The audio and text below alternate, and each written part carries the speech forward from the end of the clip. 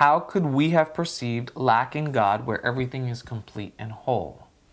So anytime we perceive lack, we're actually not perceiving it in God. We're not even recognizing God. We're attacking God. If we perceive lack, we are asserting that separation is possible, that we can actually be without. And when we perceive lack, we are doing so because we're perceiving through the ego thought system. We're choosing ego thoughts, and we're choosing to interpret the world through the ego's lens. So, for example, if I was to put these sunglasses on, and by definition, these sunglasses are made to block out the light.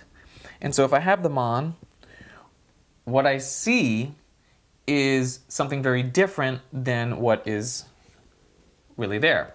I see a world with less light. The vision is now distorted. It's not true to what's really happening.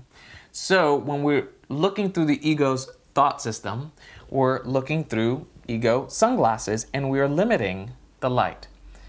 And through the ego's belief system, which is lack is possible, I'm separate from other people, I'm not whole, I need to find wholeness in the world, a whole bunch of concepts and ideas that the ego carries is now used to filter out what is true.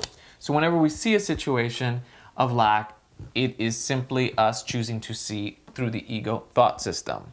The Course says, do not believe it is outside yourself, for only by recognizing where it is will you gain control over it.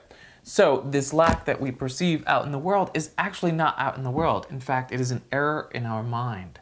It is an error that we project out into the world. So the healing is not going to take place out there. The healing needs to take place in our mind. And so that's where this becomes an opportunity to invite the Holy Spirit to help us see it correctly. In asking the Holy Spirit to help us see it differently, we're asking for a shift in perception.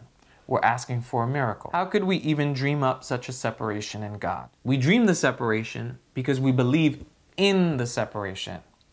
But the belief in the separation does not make it real. The Course says the separation is a detour into fear. Every time we have a thought that is not of love, I'm not enough, or I'm afraid, or I feel guilty, I've sinned, I judge, I'm separate, they each symbolize a detour into fear. The separation never happened.